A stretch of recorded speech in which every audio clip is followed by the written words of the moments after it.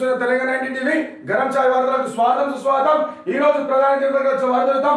సాక్షి నిజామాబాద్ పత్రిక నిజామాబాద్ జిల్లా వార్తలు చూద్దాం।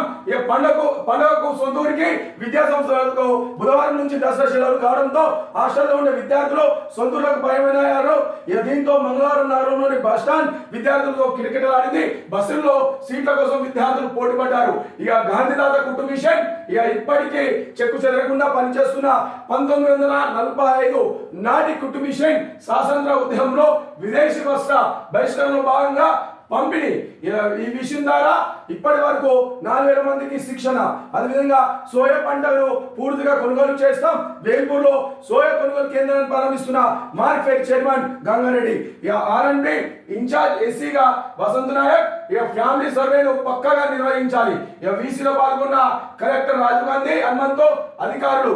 కేబీవీపీలో అధికారిని బూతు పురాణం సిబ్బందిని అసభ్య పదజాలంతో దూషిస్తున్న వైనం డిఓకు బాధితుల ఫిర్యాదు। అదేవిధంగా ఆస్తులు కాపాడుకోవడానికే ఐటపై విమర్శలు మాట్లాడుతున్న బోధన ఎమ్మెల్యే సుదర్శన్ రెడ్డి, మానాల మోహన్ రెడ్డి, తార్విన్ ఉదయన్ ఏవో నుంచి విముక్తి కల్పించండి। అదేవిధంగా సమాచారం వస్తేనే వెరిఫికేషన్ రావాలి।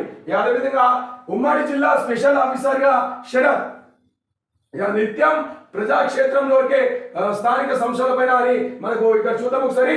అదేవిధంగా సాక్షి మేను ఎడిషన్ వచ్చిన వార్త చూద్దాం। నిత్యం ప్రజాక్షేత్రంలోనే ఈ కార్యాచరణపై బీఆర్ఎస్ కసరత్తు।